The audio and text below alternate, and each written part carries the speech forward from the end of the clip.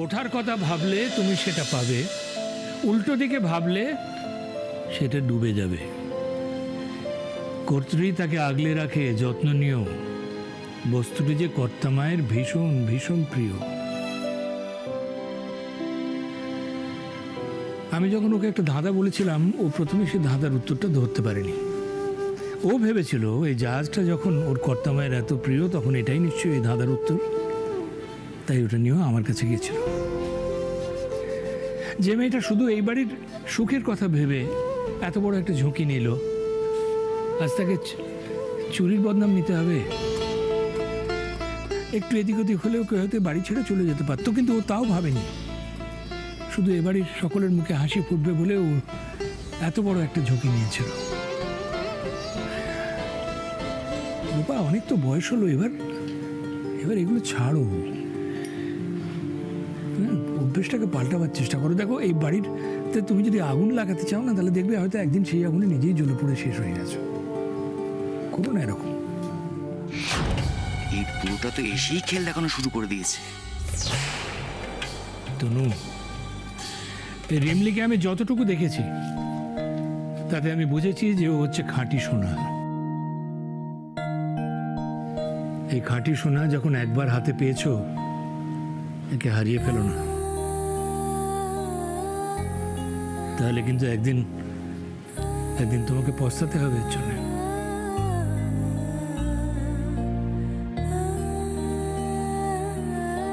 সত্যি রেমলি, আমাদের পরিবারের জন্য তোমাকে কত অপমান সহ্য করতে হচ্ছে।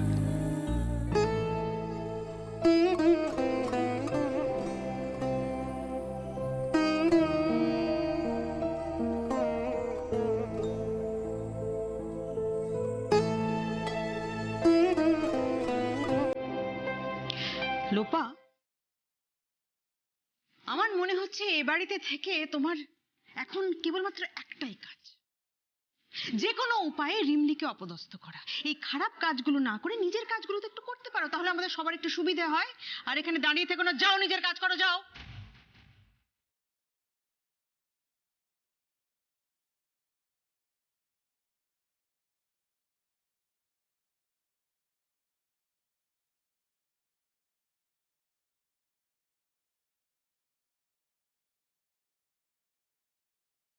এই জাহাজটা নিয়ে রিমলি যখন আমার কাছে গেছিল,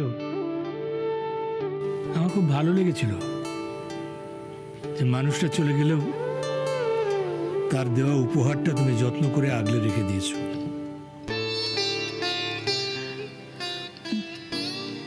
বাবা, বাবা বলছি যে অনেক রাত হয়ে গেছে, দেখো চলো তো আমার সঙ্গে শুতে চলো।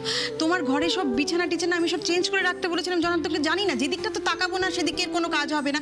এসো আমার সঙ্গে, এসো। তনু,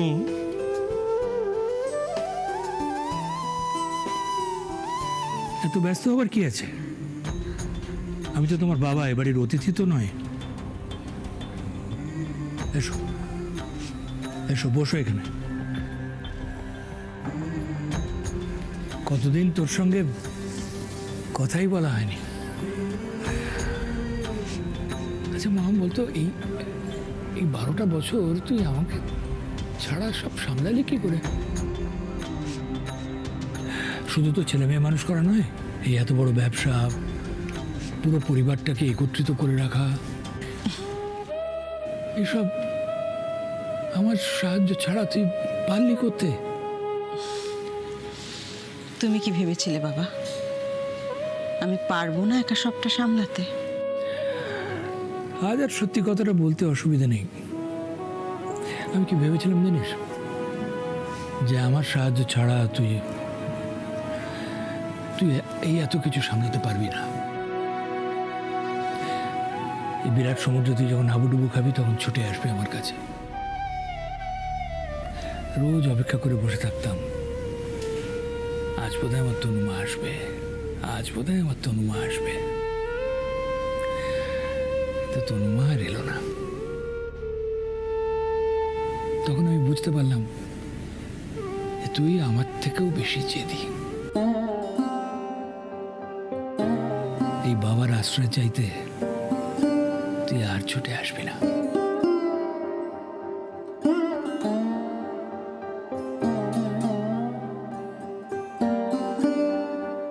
আগে আমি ভাবতাম তুই বোধহয় তোর মায়ের মতোই হয়েছিস, কিন্তু তারপর দেখলাম না, তুই আমার স্বভাবই পেয়েছিস। একই রকম একগুঁয়েমি, একই রকম জেদ। আর এটা যখন বুঝলাম তখন তোকে আবার ফিরে পাওয়ার আশা আমি ছেড়ে দিয়েছিলাম। না, তোর জায়গায় আমি থাকলেও হয়তো একই রকম করতাম।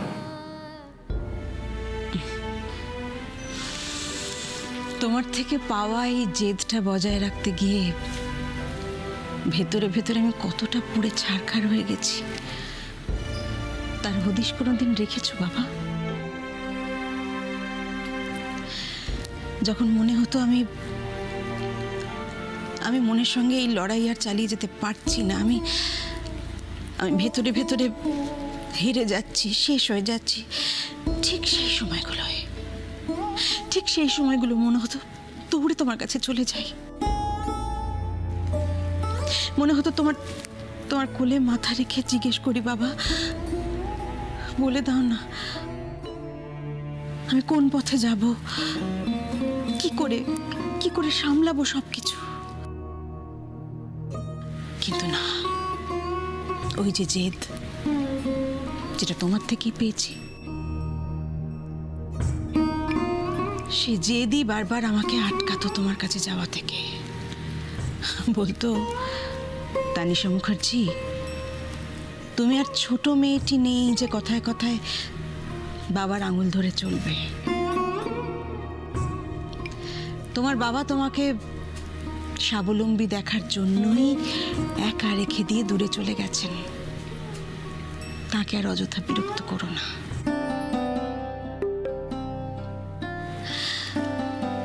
তাও হয়তো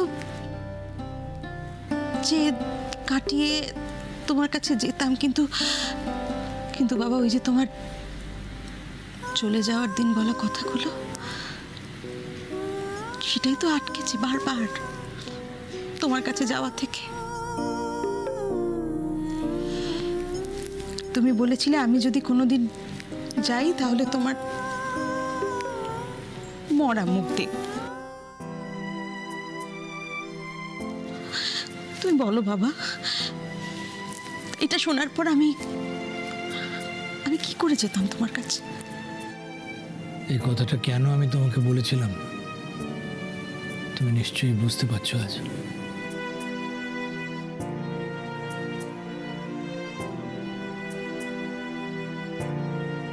কিন্তু আমার খারাপ লাগছে যে আমার পরিবারের সবচেয়ে ছোট যে মেম্বার, তাকে তুমি দেখতে পেলে না। আমিও তো ছিলাম না, আমি আজকে ফিরে শুনলাম সে মামার বাড়ি গেছে। কে? ইন্দ্রর বেটা? হ্যাঁ বাবা, তুমি চলে যাওয়ার পর আমি দাঁতে দাঁত চেপে পরিবারটাকে সাজিয়েছি। প্রবলেম এসেছে, কিন্তু কাউকে বুঝতে দিইনি। হাজার কষ্টের মধ্যেও নিজে চেষ্টা করে গেছি প্রত্যেককে যাতে একটা শৃঙ্খলার মধ্যে বড় করে তুলতে পারি। আমি নিজে ভেঙে গেছি, কিন্তু পরিবারকে আমি ভেঙে যেতে দিইনি বাবা।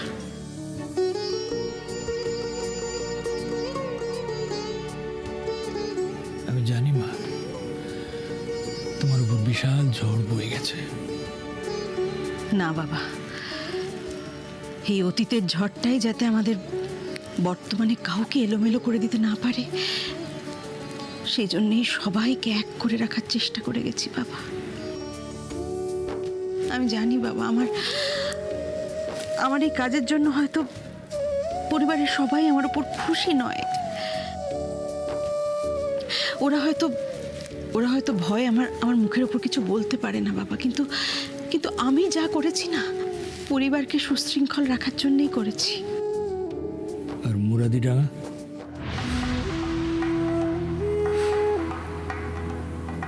মুরাদিডাঙ্গার কি খবর তনু?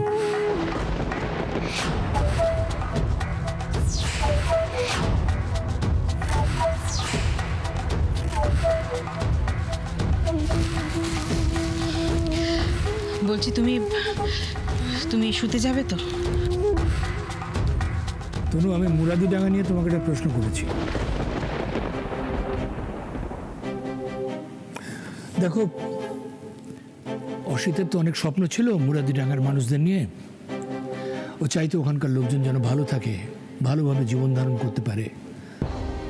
তাই এই মুখার্জি পরিবারের যতটুকু সম্পত্তি ওইখানে ওই গ্রামে ও সবটাই বিলিয়ে দিতে চেয়েছিল গরিব মানুষদের মধ্যে, যাতে ওদের ভালো হয়। তো তোমার সঙ্গে তো অনেকদিন দেখা হয়নি, তাই খবরও নেওয়া হয়নি কি হলো। আচ্ছা, তুমি কি অসিতের স্বপ্ন পূরণ করতে পেরেছো? না বাবা, অসিতের স্বপ্ন পূরণ করার জন্য আমি মুরাদিডাঙ্গার জন্য কিছু করিনি, আর কোনোদিন করবও না। মানে? বাবা, তুমি মানো আর নাই মানো, আমি এখনো বিশ্বাস করি ওই মুরাদিডাঙ্গার মানুষগুলোর জন্যই তোমার ছেলে আজ হারিয়ে গেছে। আর তার প্রমাণ অসিতের ওই লিখে রেখে যাওয়া চিঠি।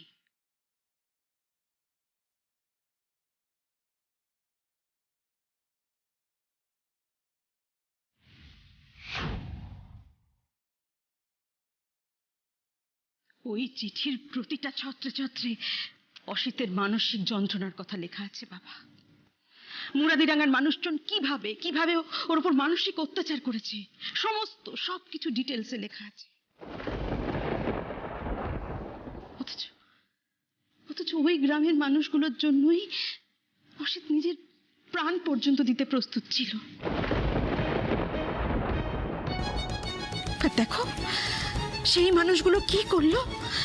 ওর সঙ্গে বিশ্বাসঘাতকতা করলো, ওর পিঠে পেছন থেকে ছুরি মারলো।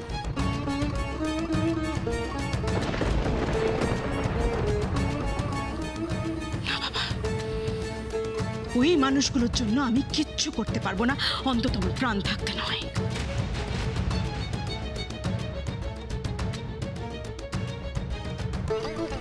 মুরাদিডাঙ্গার মানুষগুলোকে আমি ঘেন্না করি বাবা।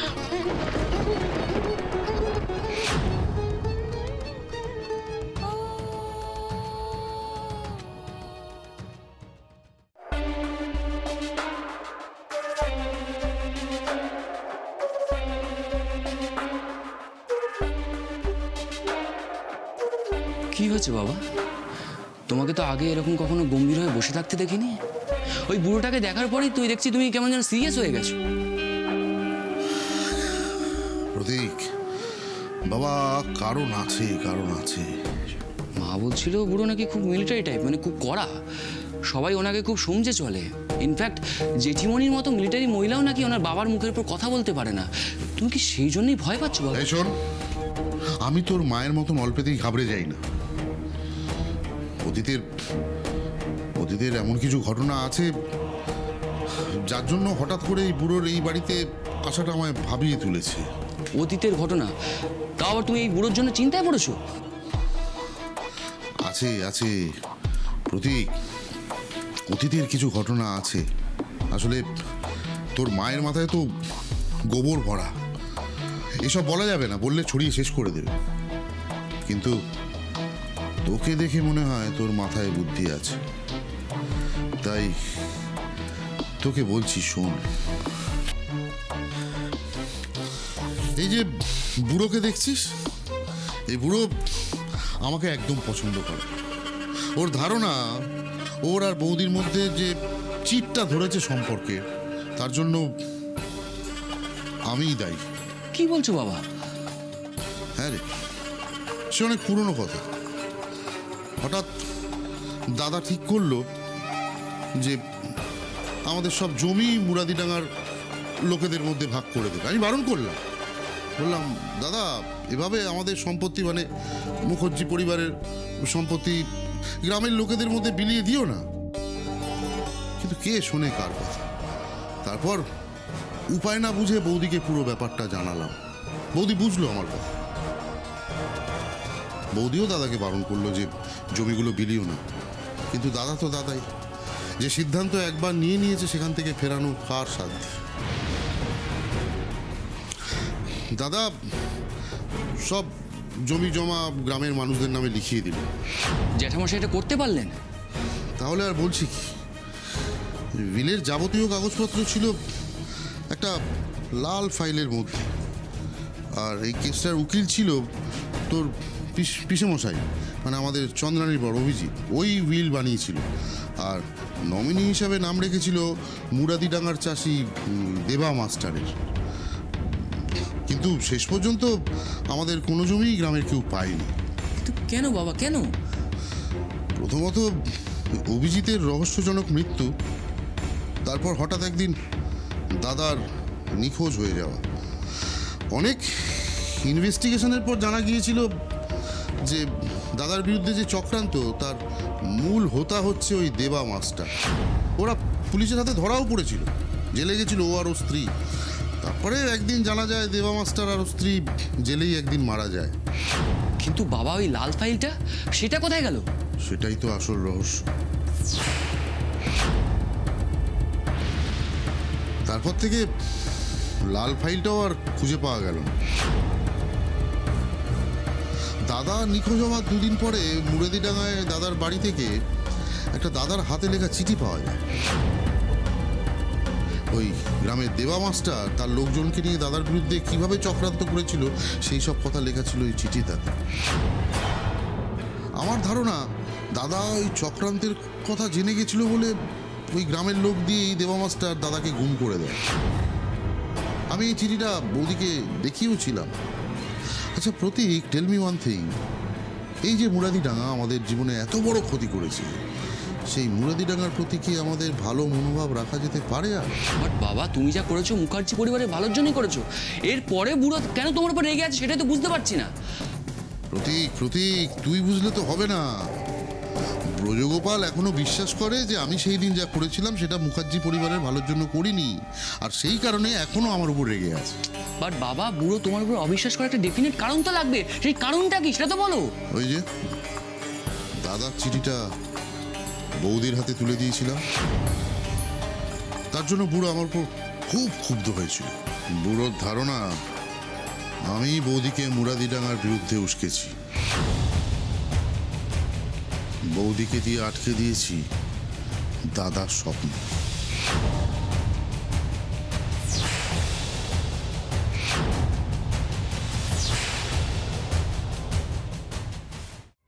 অসিতের ওই চিঠির প্রত্যেকটা লাইন না আমার আমার গায়ে এখনো ছুঁচের মতো বিঁধে আছে বাবা।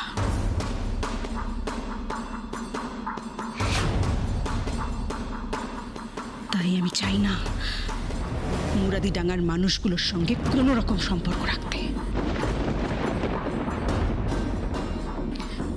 জানো তো বাবা, উদয়কে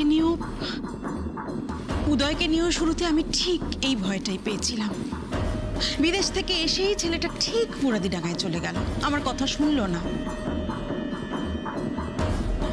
তখন আমি ওকে আটকাতে পারিনি। তারপর যেমন ভেবেছিলাম ঠিক তেমন অসিতের সঙ্গে ঠিক যেটা করেছিল ওরা ভুলিয়ে ভালিয়ে বশ করে ফেলেছিল, উদয়ের ক্ষেত্রেও ঠিক তাই। তবে এবারে আমি অসিতের ভুল থেকে শিক্ষা নিয়ে আর কোনো ভুল করিনি বাবা। অনেক বুঝিয়ে বাজিয়ে উদয়কে ফিরিয়ে এনেছিলাম, আর উদয়ও নিজের ভুল বুঝতে পেরে তারপর থেকে আজ অব্দি মুরাদিডাঙ্গার নাম মুখে আনেনি। উদয়টা না একদম অসিতের মতো হয়েছে জানো তো। মানুষের একটু দুঃখ কষ্ট দেখলেই ও কষ্ট পায়। তাই মুরাদিডাঙ্গার ওইটুকু কষ্টে আমার ছেলের হৃদয়টা কেঁপে উঠেছিল। কিন্তু ওগুলো যে মুরাদিডাঙ্গার মানুষজনের নাটক ছিল সেটা বোঝার মতো পরিস্থিতি উদয় ছিল না। তাই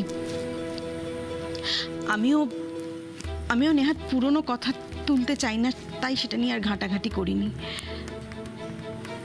কিন্তু জানো তো বাবা, আমার বিশ্বাস উদয় যেদিন জানতে পারবে যে মুরাদিডাঙ্গার মানুষজন ওর বাবার সঙ্গে কি অন্যায়টা করেছে, সেদিনও ঠিক আমার মতো একইভাবে মুরাদিডাঙ্গার মানুষগুলোকে ঘেন্না করবে।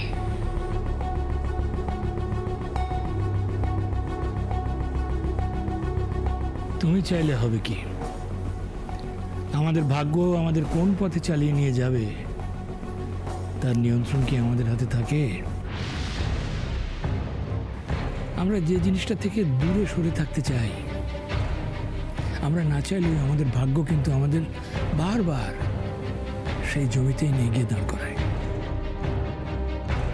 আমার কি মনে হয় জানিস তনুয়া, তুই না চাইলেও এই মুখার্জি পরিবারের সঙ্গে মুরাদির ডাঙের সম্পর্ক এত সহজে ছিন্ন হবার নয়।